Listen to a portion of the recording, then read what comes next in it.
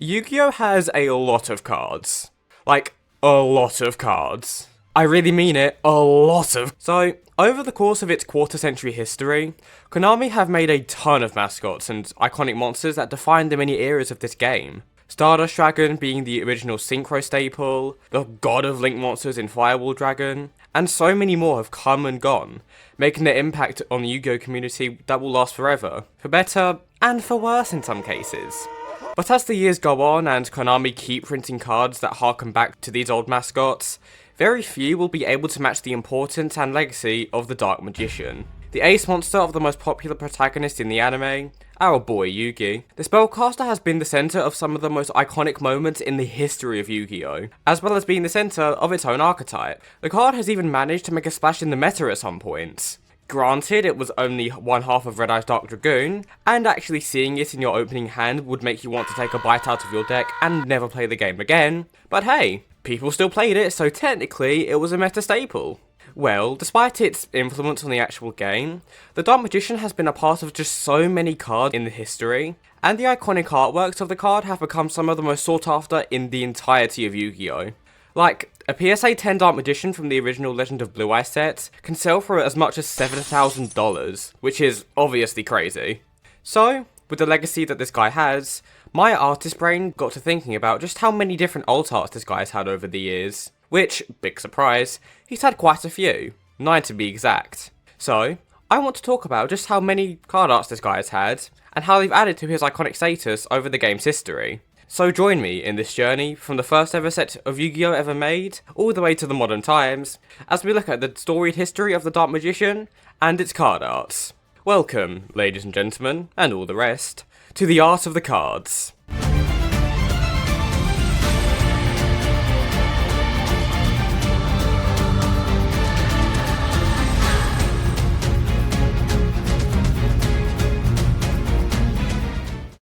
So, before we start looking at the specific card arts of the Magician, we should start by talking about the design history of the card, and what makes it so recognisable and iconic today, both from the anime and from an artistic perspective. So starting with the anime, the Dark Magician's lore is kinda weird.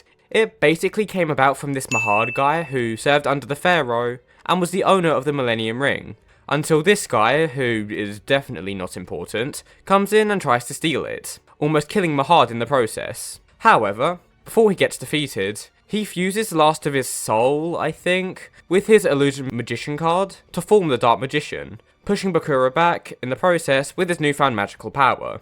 Because of this, the Dark Magician from the anime is meant to portray the traits that Mahad had, such as his unwavering loyalty to the Pharaoh, as well as being a very patient and caring teacher of magic and things like that. This paints Dark Magician as a very noble yet powerful figure that can be loved and rooted for, not only by being likeable and just generally a nice guy, but also for being so powerful and standing firmly at the side of the main character. With such an important role as the noble ace monster of our protagonist, we need a very recognisable design to go with it as well, which was of course the job of our beloved Kazuki Takahashi, the original creator of Yu-Gi-Oh! The pretty well-known story of how Yu-Gi-Oh! Came about is that Takashi's original vision was to make a completely unrelated manga where the Pharaoh would play a bunch of different games with people in order to punish them for some sort of crime or something like that, and give them a comeuppance for their evil deeds through the games that would match their sins. And one of these games just so happened to be a kind of prototype for Yu-Gi-Oh!, taking a lot of design choices from games like Magic. The readers of this manga loved the idea of this card game so much that Takahashi decided to make it the sole focus of his writing, eventually turning it into what we now know as Yu-Gi-Oh! And it's probably safe to say that it was a pretty good choice. However, with so many new monsters to design now, it was going to be very rough making the main monster of the main character stand out. So, let's look at some of the main design choices of the first Dark Magician artwork, to see what kind of stuff we should come to expect for the many alt arts that we have to look at later. So, here is the original first ever printing of the Dark Magician in the OCG, or the Japanese card game, and the second of the TCG. Yes, I know that there were other artworks of Dark Magician before this in places like the original manga, but firstly, they're more like prototypes, And secondly, I prefer to focus on the actual card game itself because that's where my knowledge lies primarily, and I'd never actually watched the original anime, which, yes I know is a sin, but whatever. We'll get to these previous artworks in due time, but for now, this is the iconic first edition Dark Magician that got so many children hooked into Yu-Gi-Oh! Alongside its destined rival, the Blue Eyes White Dragon. There's a hell of a lot of things that we have to look at here, so let's break it down. We've got a tall, large guy wearing shiny, almost armor-like robes, holding a staff adorned with a green gemstone. And behind him, we have the iconic imagery of the Dark Magical Circle. There are some variations and visual changes that the future artworks and the anime would make from this card art that we'll get into, but that's for later. For now, let's talk about some of these traits and how they play into the themes of magical trickery and loyalty that the Dark Magician is so well known for.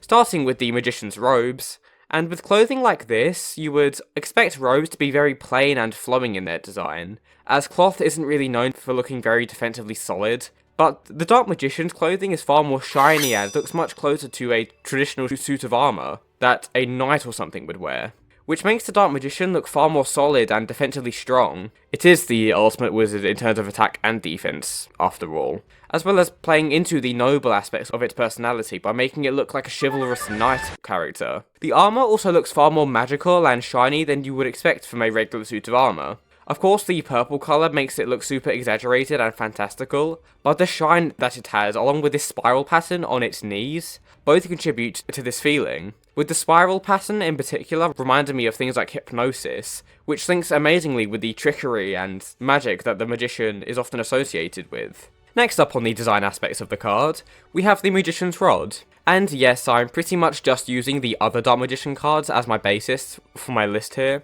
If you noticed beforehand, then good for you.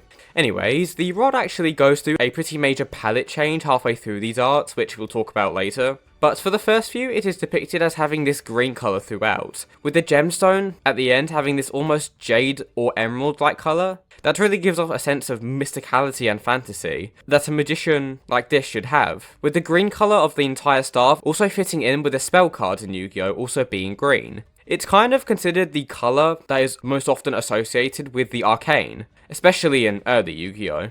Also, the design on the end of the rod actually shares the same kind of hood that the Dark Magician has on his robes, which brings forth a lot of visual consistency, yes, but it also reminds me of sayings like, the sword is an extension of the self, or in this case, the rod, which makes the magic that the card embodies feel far more closely tied to it, perhaps referencing the origins of the monster in the anime, being the fusion of Mahar's soul and monster. Onto the last major design aspect of the card now.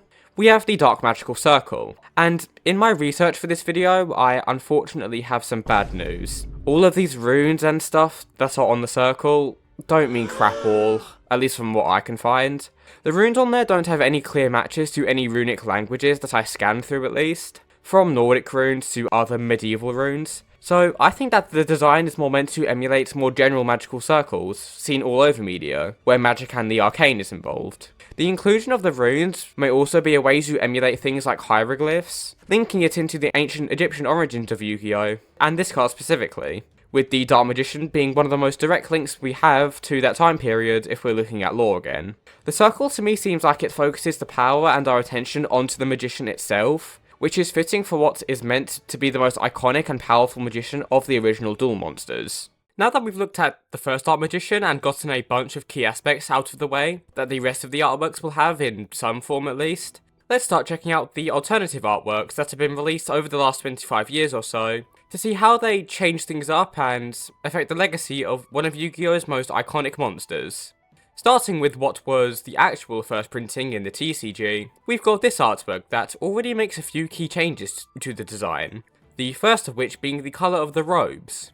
More specifically, the outlines of the robes have changed from a lighter purple to this bright, almost ruby red colour, which is an interesting choice that definitely changes the feel of the clothing a bit, going from a very smooth and passive magical feeling, almost whimsical I'd say, to a far more stark and threatening feel that makes the Magician feel more powerful and dangerous even, which is a fun direction to take. However, the far less interesting posing compared to the first design just feels like such a missed opportunity.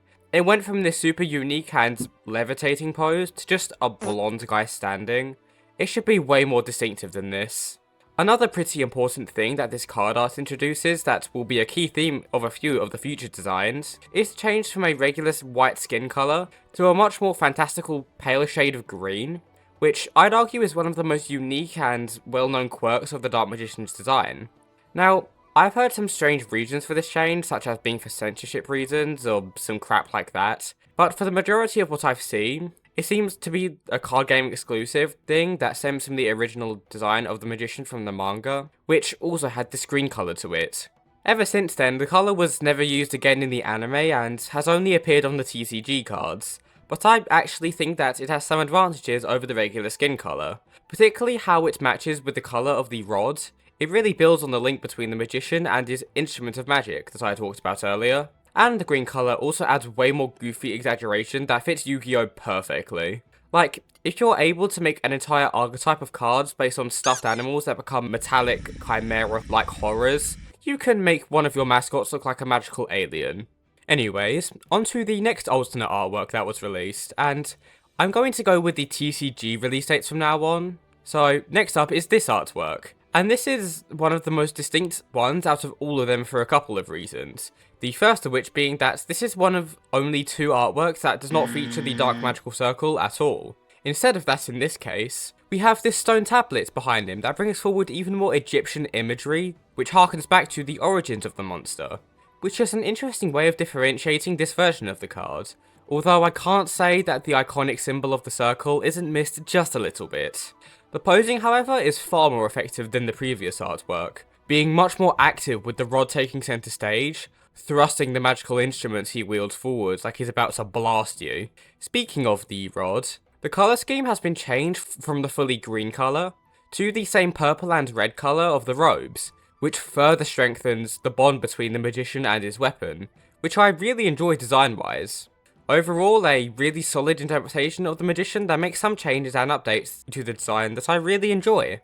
Next up, we've got probably the most distinctive and unique of all of these designs, that being the Jump promo Dark Magician, and oh jeez. Alright, I'm just gonna be upfront and say that this is my least favourite artwork of the Magician. And no, it isn't just because it's nearly grayscale, although I don't exactly like that either.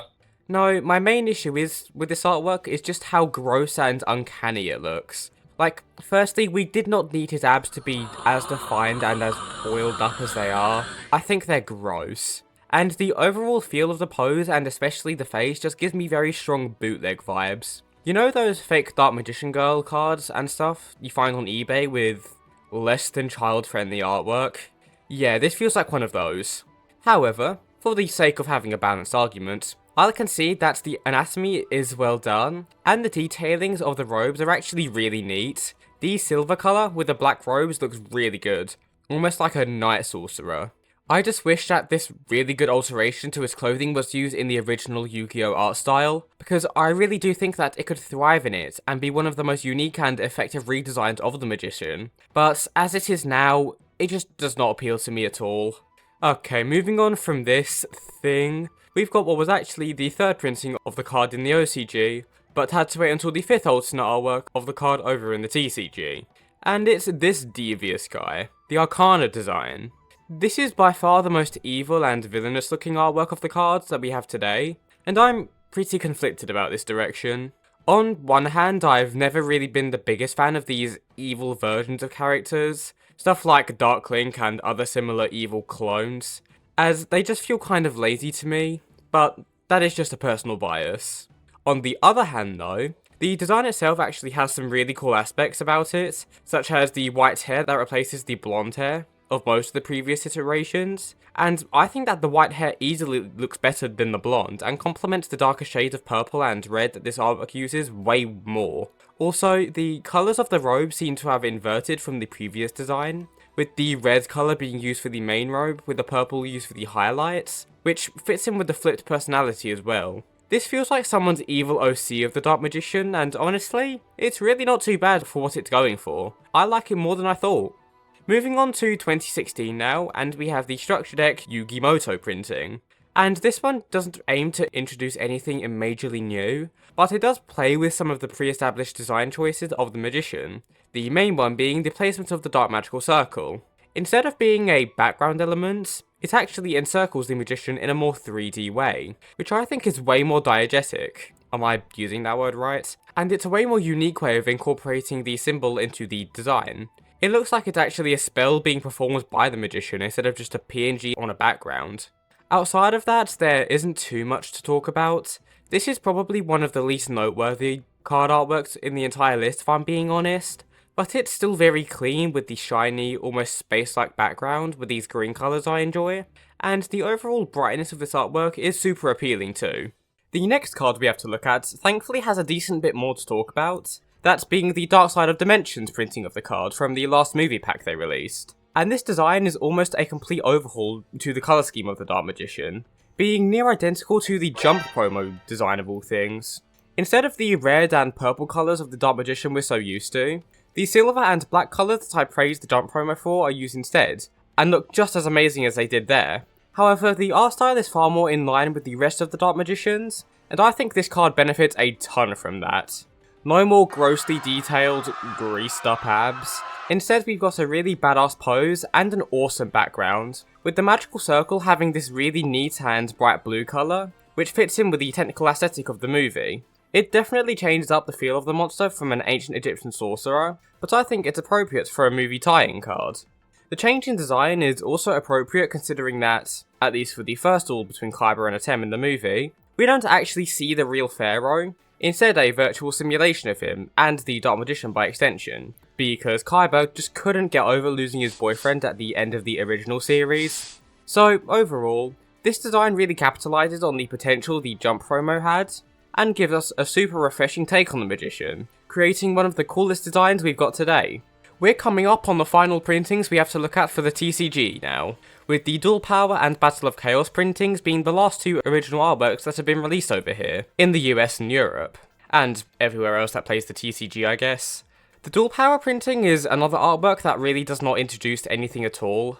Yeah, the gemstone takes on a stronger shade of blue instead of the kind of jade green colour the previous artworks had, and the blue shades that emanate through the rest of the artwork complements the red colour a bit more. But overall, this artwork just isn't anything special, so I'm just going to skim over it right now. The Battle of Chaos printing, on the other hand, actually has a bit of story to it, appropriate considering how rare they made this card, and just how random of an inclusion it was into the set at first glance. You see, this artwork is actually a remake of the first ever manga artwork of the Magician that was used in the earliest parts of Yu-Gi-Oh's history, as well as Yu-Gi-Oh's first ever anime adaptation by Toei Animation of all companies, a series that I will not be showing footage of because Toei scares me sincerely. Anyways, the modern version of this card does update the manga version to make it more similar to the modern interpretations of the Dark Magician, namely by adding in the current purple and red colour palette, instead of having the original green and purple one from the manga, and by changing the shape of the rods to be the hooded figure instead of this spiral-like pattern it has on the manga.